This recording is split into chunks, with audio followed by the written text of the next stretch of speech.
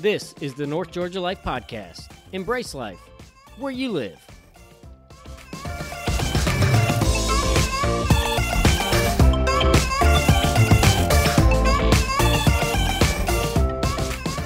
Welcome to the North Georgia Life Podcast. It is Jake, and I've got a great episode for you today. If you are in the business space in our area of the country, and you are in charge of morale, team building, the overall organizational health of your department, business, so forth, this is an episode you're going to pay particular attention to. I'm speaking with Lapdog Inc. and the president and CEO, Shane Sellards. They're located in Buford, Georgia, right by Lake Lanier Islands, Margaritaville, that whole complex there.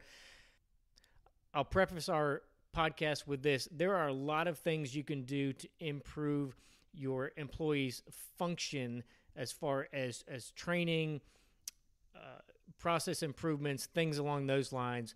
But improving the culture of your organization happens predominantly when people get outside of your walls, when they start to get to know each other, they spend time building relationships with each other, and then some of the small things that become big things in your day-to-day, 9-to-5 operation are mitigated because, frankly, people like each other. And when people like each other, they're more graceful, they're more forgiving, and you have a better organization start to finish. So this is what part of what Lapdog Inc. specializes in, and we think you're going to enjoy it, and hopefully you'll use them to build your culture and your team.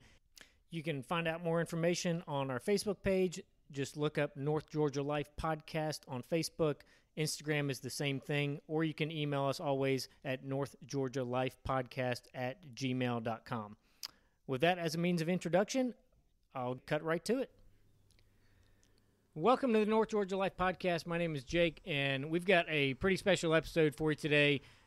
One of the biggest things in any business environment is the culture level of camaraderie, the team environment, and the atmosphere. And we're here today. Our guest today specializes in bolstering that and helping that.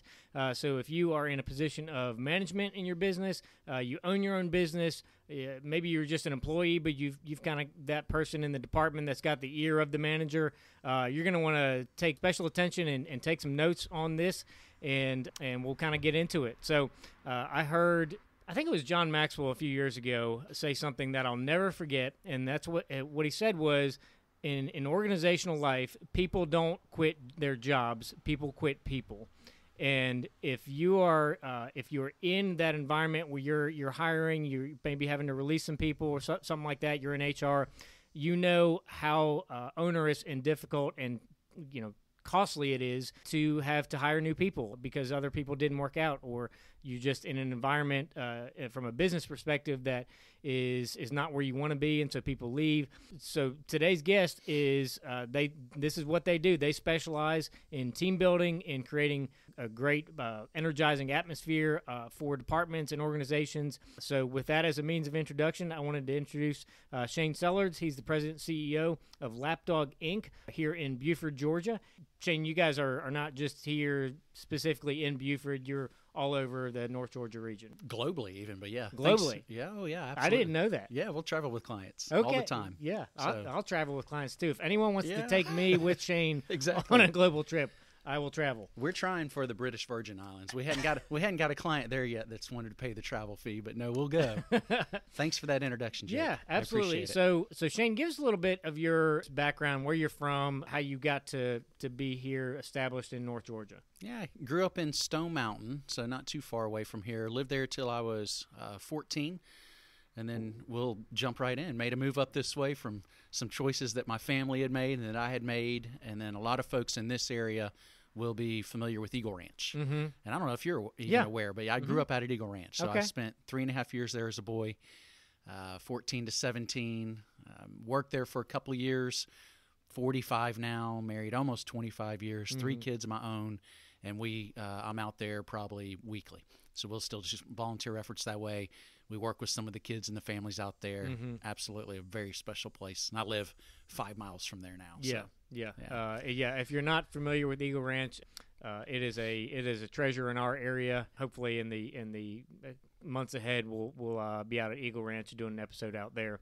So have you kind of always had this kind of entrepreneurial, DNA, or how did you get involved in doing what you're doing just from a career business perspective? Yep. No, I don't think so. In fact, I think I'm still caught off guard, even as of a few years ago. I had been approached by an organization and thought, well, I'll just be open to the idea of maybe taking a job somewhere. I've been working for myself for almost 20 years, So I kind of went through the process. They filtered down, and I'd elevate up, and they filtered down, and I elevated up, and then they finally brought me out. I was in Arkansas for an interview out that way, stayed for a few days, came back, and they were like, hey, it's you and one other person. And I was like, wow, okay, really? I don't know if I really want to do this. And then I got offered the job. And so a good friend sent me to a guy. He's like, you got to go talk to this guy. He's like written and designed curriculum. He's in his 80s. He's an expert just in the industry and giving advice. He will be able to look at the offer. He'll be able to look at your situation. He'll give you some great advice. So I went and met with him, and after about an hour, he said, basically he's like, I've talked to you, and I just got some things to share. And I was like, all right, yes, sir, very much. And he said, in 2010, you told your wife, like, we're not getting paid anymore. Lapdog's struggling, because we work at a corporate development dollars and training. That's real easy to cut. Largest client at the time was in the home building area. So we all know how 2010 was in home building. 2008, it started. We grew every quarter up until then, for about 6 years. And then by 2010, I was like, I got to figure something out. I need a job. And in that process, what I decided to do was start another company. So I started a Lake Lanier Canopy Tours at that time. And that's what this guy kind of pointed out. He said, so when you're not getting paid, you don't have any money, you said you need to go get a job, and your decision was, let me go risk everything and start a company. Start a company, yeah. And he left. He got up and walked out. And I was like, well, okay. So I kind of sat on that and really just out of that thought, I'm not a good employee. Ironic as that is, because that's all we do is try to teach positive change and engagement. And if you do this for your staff, or if the staff will do this for ownership, then you have this synergistic momentum that you move forward with, and everybody's happy. But I kind of chuckle. I was like, I don't think I'm a great employee. I mean, I love the independence. I like the risk associated with it. I like knowing that I sort of do make my own destiny. But if I don't work, I don't get paid. So you're responsible for that. But really, just probably 3 years ago is when that unfolded, and I thought, man, this will be me till I die. Yeah, like I'll always do anything. Yeah. But I was like, but I think that's it. So my work ethic absolutely was pathetic growing up, but then it really did stem late teens, started to take pride in so much more than just the effort that you put forward with, just the relationships, the success that was starting to unfold a little bit with my family, and just those sort of things that connected with at a very high level. And absolutely, you got to work hard to make it work. Yeah, my wife and I are currently parents of teenagers, and for all of those of you who are parents of teenagers, there's a just glimmer of hope that there's going to be the turn where, and I think for a lot of, I'll say, young people, that are in their teens and maybe even early mid-20s, until they really get their first taste of what a reward for their labor looks like and feels like. A lot of them just, it's just words on a page kind of thing. But I heard Dan Cathy say one time that his dad had said to him, decades ago, once you taste a profit, you're never going to want to taste a wage again. And that's kind of that same mentality of feeling and really getting a hold of the reward for your labor, maybe for the first time, maybe not for the first time, but the first time it connects with something that you actually want in life, as your own desire, not something that another family member wants for you. Sure. There's hope. There's hope for all of us. Share a little bit about, so you and I were talking before we got on here. I've actually been through one of the programs that Lapdog put on really only about a year ago. Was fantastic. I've told so many people about it, primarily because my team won. But it was it was super creative and gets people kind of thinking outside the box, gets people interacting in different ways. It was a really great experience. But I know what we did was just kind of scratching the surface of what you all do. So take us through a little bit of like the spectrum of what you do from a kind of a baseline to like this is our most involved kind of deal. Sure. I'll do the best I can with that. So we do absolutely a lot of half-day types of experiences. Mm-hmm. We're highly experiential. So it's a lot of hands-on. We don't do a lot of lecture, PowerPoints, things like that, although we have that curriculum available. Heard it, I guess the phrase says there's sort of a belief that there's nothing more terrible than activity without insight. So we're trying to be extremely intentional with the activity so that positive change is achieved. Mm-hmm. Now, through sort of a needs assessment process, we're trying to help people identify what it is they're trying to accomplish. Through the experiential component, we help them refine sort of the processes and procedures in place that they might shift so that there's a better business result. Because ultimately, that's what they got to do, right. A better result. And then typically the feedback we get is, hey, success, let's do more.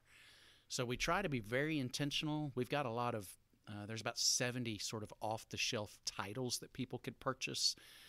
And it just gives people a point of reference to really start. Mm-hmm. But then we try to customize pretty much everything we do to the client that we're working alongside. Like I kind of mentioned, we've traveled with some clients overseas at times when it made sense, when they want to bring us along because we're part of their training and development. Mm-hmm. And then we do a lot of fun, competitive, just outside of the office type things. Yeah. So we'll be thrown into the category. I look at it three ways. There's team bonding, right? You can go to a baseball game, or we can set up maybe something that's fun and a little more memorable because it's unique and different. Right. But we just really want to get to know each other a little bit better outside of work. There's team building, where it's going to be sort of the level of mastery. That's what I'm trying to say. Mastery? Yeah, that word, where you sort of increase that, right? So there's some education that comes along with it. And then we look at the third tier is really team development. So people are doing something that they could easily answer the question, hey, Jake, as a result of your experience the last couple of days, what's going to be new and different? Mm-hmm. And then there'll be a platform or a process or procedure for them to hold each other accountable to that with action items and measurable steps so that from the business side, they're trying to say, hey, I spent $5,000. What did I get for it? Right. And they're trying to measure and track that. And other folks personally are kind of caught off guard typically with the experience. And then for whatever intrinsic motivators that they've got ticking, they'll elevate. And they just kind of like, man, I just want to do more. I'm not, they become more dependable. Yeah. Their subjective life at work is better. They like their associates better. And you look at a lot of the Gallup stuff, and they speak to that level of efficiency at work when you do just really appreciate the relationships beyond respect. Yeah. So, and I think that's for anybody that has ever done any team building of any sort. I mean, that's one of the things that frankly, when you're in an organization, you get, hired as a new hire, they go through, most every organization goes through, the training of the function, but you don't really get the relational side of the dynamic of the people you work with, which anybody that's been in the professional workforce more than, 6 months knows that is so system critical to being able to retain good employees. I mean, it's kind of like a sports team. Yeah. You don't have a good culture on the team, all your stars want to leave to go to a good team, a great coach, good coaching staff. But if you have a good culture, there's times that people will take less money to stay where they're at. And so it's the same in the business world. I think that's maybe a big takeaway for anybody listening that is in that hiring role, that department head role, where you, in your new hire orientation and your training, you're training the function, but the relational side of the people that your new hire is around, honestly, is just missed, is skipped because you're trying to get somebody up the learning curve as quick as possible and get them performing so you can go back to doing your job.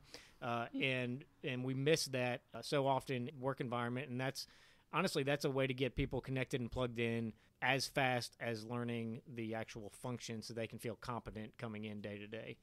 So if you're in that role, this would be a really great phone call or email to send out to these guys and explore a little bit more about what you can do, even if it's not in this year's budget, something that you could plan for the coming year. So you talked about how you launched into this sort of accidentally, kind really. of accidentally. So, it's very I don't know if there was a model to follow the way you got into this, but you guys are producing a great product, if you will, in the service.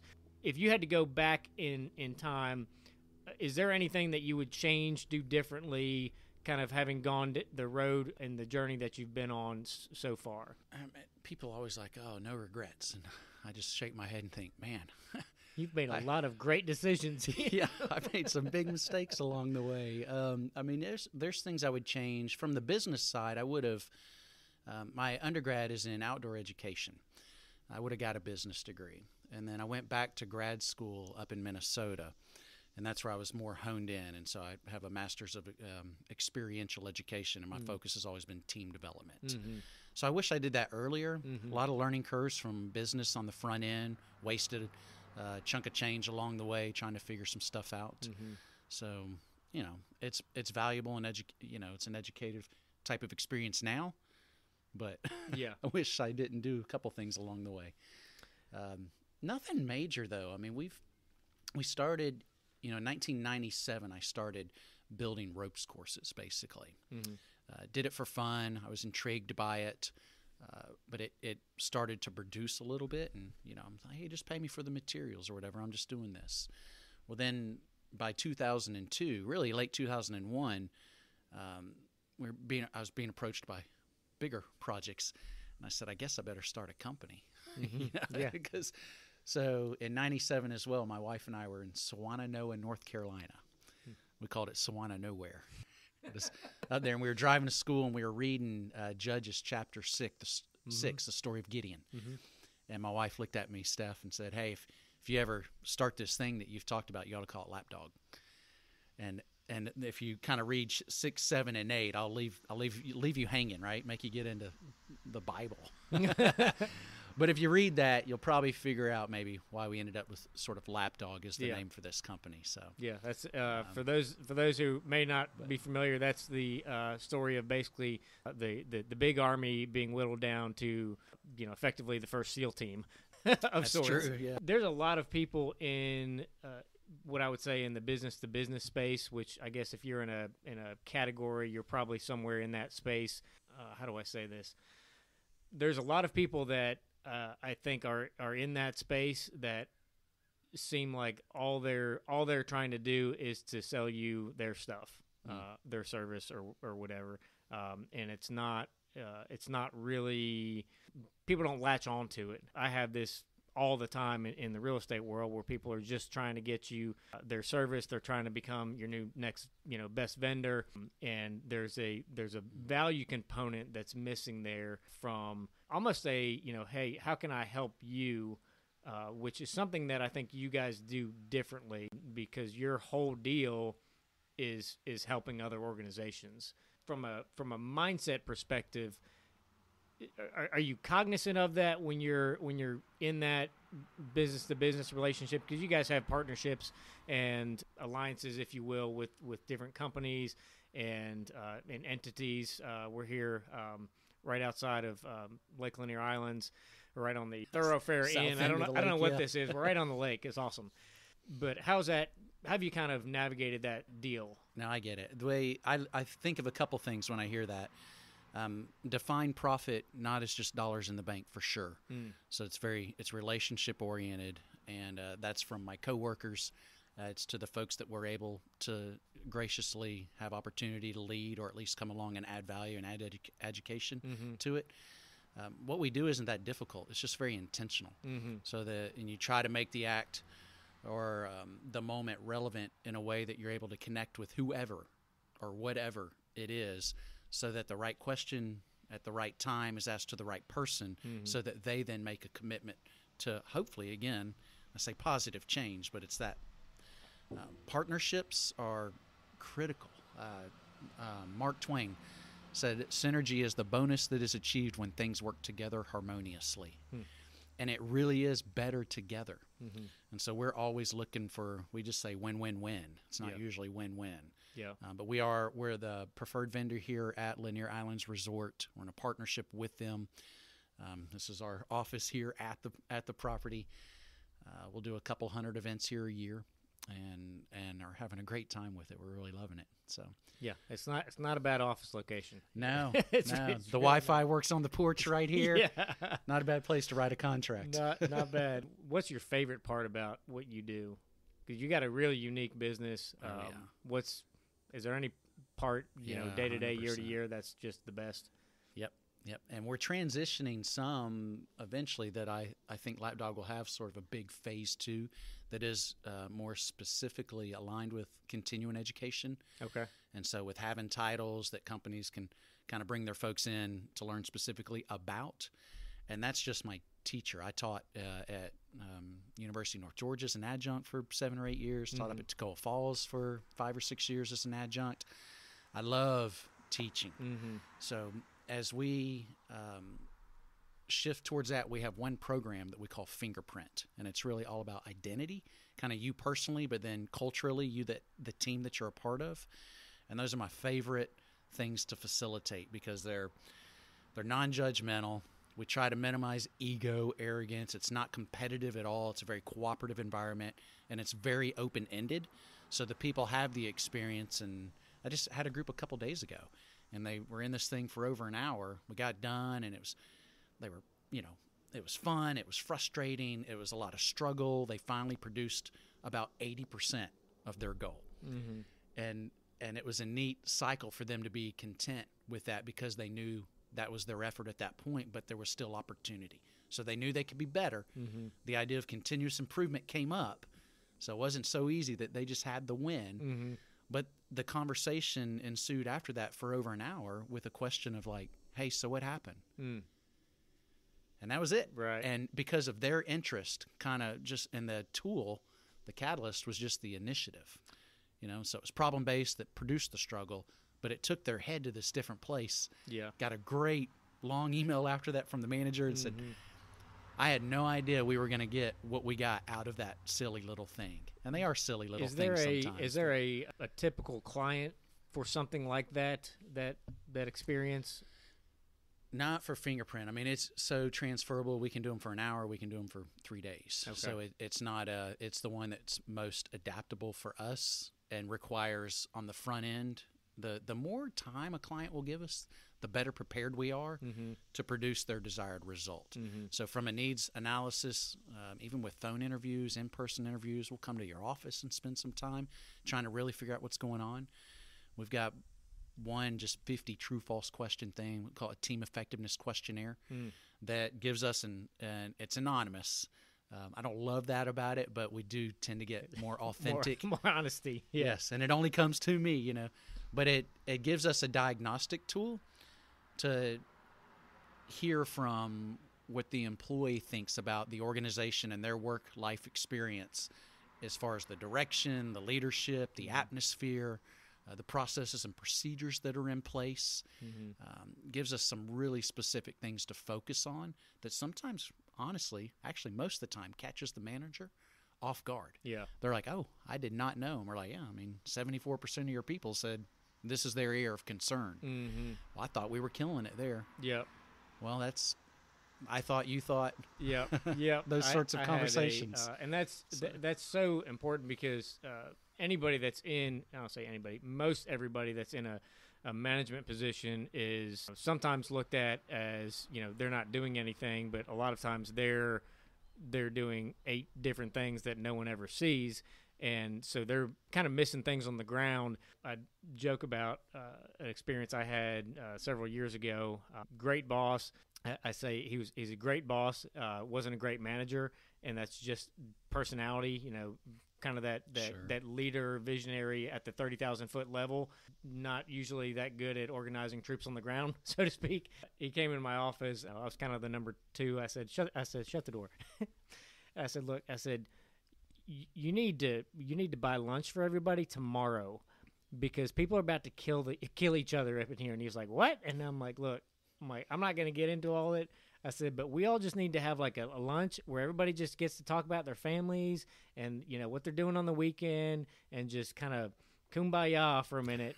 And it was exactly what you said, totally off guard. Like, and I'm like, look, just tomorrow, Jimmy John's, this office, this conference room, this is happening. Bring it in. Anyway, I 100% agree. So you've mentioned traveling some. Where has your job taken you around the country, around the world? Where's your favorite place that you've been? Well, in the States, I mean, I'll be in Florida next week, with a client. And then we've got a group in El Paso, Texas next week. Augusta, Alpharetta. Mm-hmm. And then we're fortunate.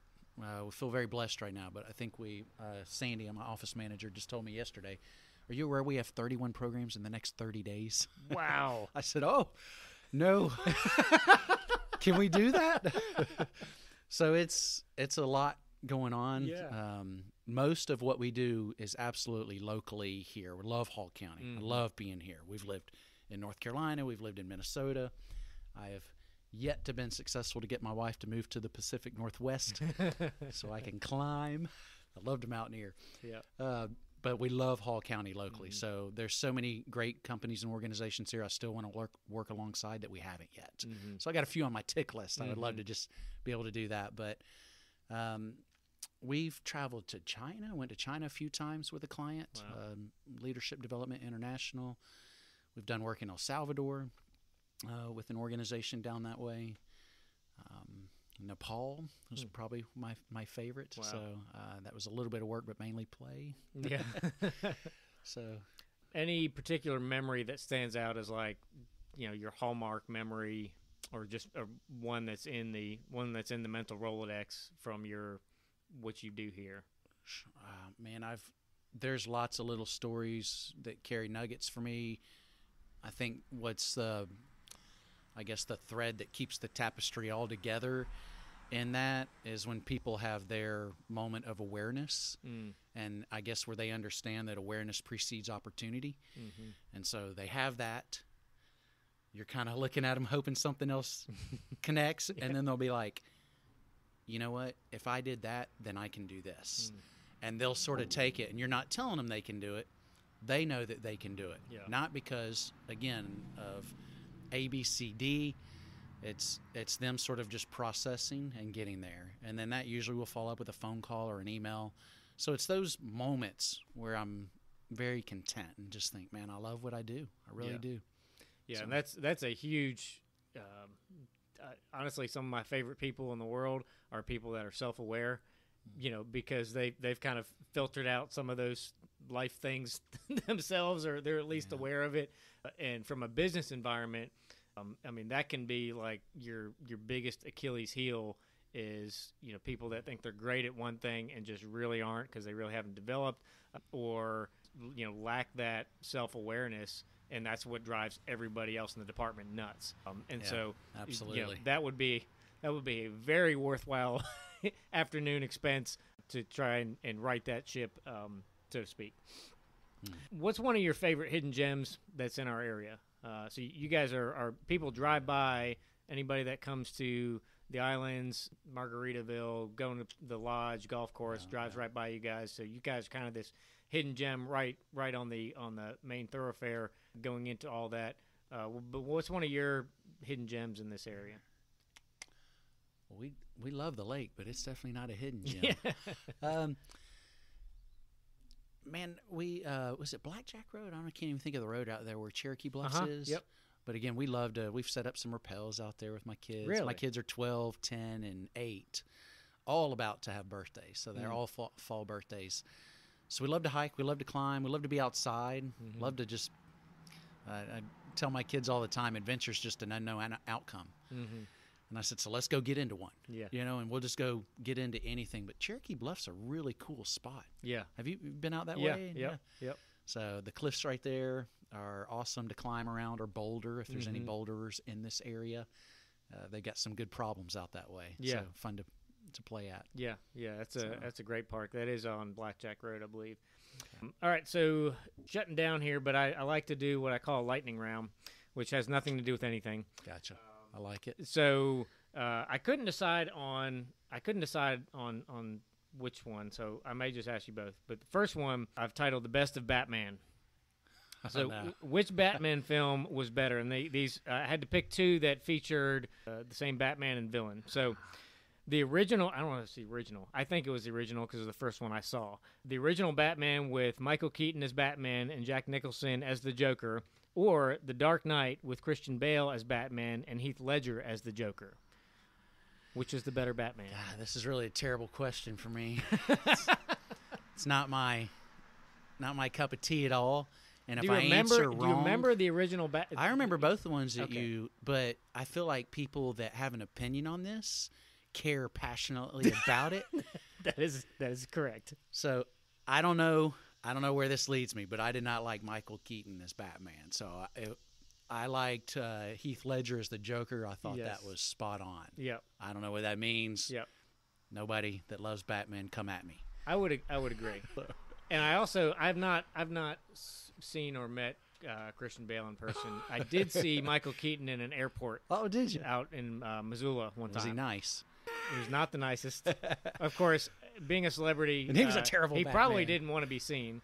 Yeah. My mom. That's mom literally went running out the airport to try to get a picture of him. Oh god. We saw him coming out of the gift shop. I'm like, that's Michael Keaton. And the only reason I kind of knew it was Michael Keaton is my aunt and uncle that live out in Montana. He has a property at the end of their road, so I knew he was local-ish. Gotcha. But yeah, I would think most people would probably echo that. But first Batman was still a good one. The next decade, what do you think the next decade looks like? What would you want the business to look like future over the next 10 years if you could write it out? Sure. More consulting, more embedded in teams, so becoming strategic partners with them. What we do, I always say it's really not rocket science. You just got to be intentional about and understand people, and then have the ability to hold yourself or whoever you're holding to commitments, hold them accountable, and just kind of move forward with it. So I would like to have more long-term local relationships with organizations where we really do get to affect positive change. I want to shift more and move into continuing education as well. So, but with team and leadership development being the focus. Okay.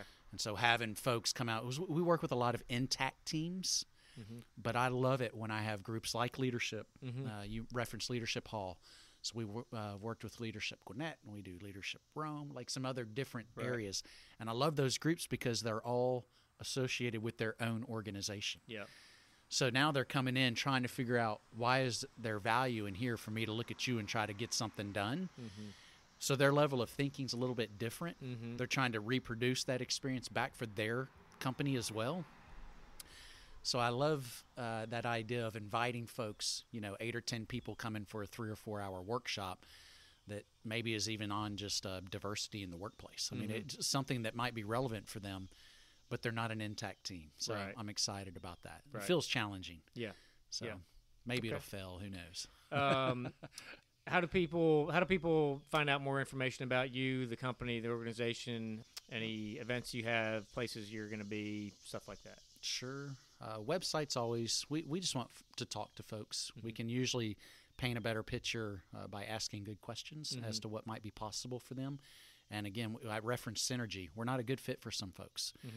There's probably 30% of the time after a 10, 15-minute conversation, we might recommend somebody else just because what they're seeking is really not what we deliver. So we want to make sure it's a good fit. It can't feel forced. Yeah. On the flip side of that, when we're not familiar with exactly what they're after, but we feel like it's within our scope, we'll tell people that. And we'll say, it's the first time we're going to deliver this content. You need to be aware. Here's what we're thinking. Here's our approach. And then we usually say if it doesn't go well, you don't owe us anything. But if it goes well, you need to pay the contract. But that way, it's kind of risk on both sides. But we get that through phone calls. So if people, and all of our stuff's at lapdog.inc.com. So it's lapdogInc.com. Okay. And they can do an initial needs assessment online as well. Come straight to my desk. We reach out usually the same day, definitely within 24 hours, and just see if there's an opportunity for both of us to benefit. Okay. So awesome. So lapdogInc.com, that's your place to go to get any information or to reach out and just ask some initial questions. Again, from having gone through some of their training, I'll tell you, you're going to think, you're going to laugh, and you're going to have great stories to tell at the end of the day, if nothing else from it. So it's a good morale builder. It's a good team builder. Like I said, it's right here in our backyard here in the North Georgia area. Would definitely encourage you to reach out to them. And a lot of companies do like company picnic, company Christmas party, stuff like that. This would be something that would be kind of a great, annual, semi-annual organization department thing where everybody kind of looks forward to. It's kind of like an adult field trip of sorts. Can be. Well, Shane, I appreciate your time. I know you're busy. You've got 31 things to do in the next 30 days, so I don't want to take up any more time. But thanks for doing this. Really appreciate it. Yeah. All right, that's it for today's episode, and we'll see you next time.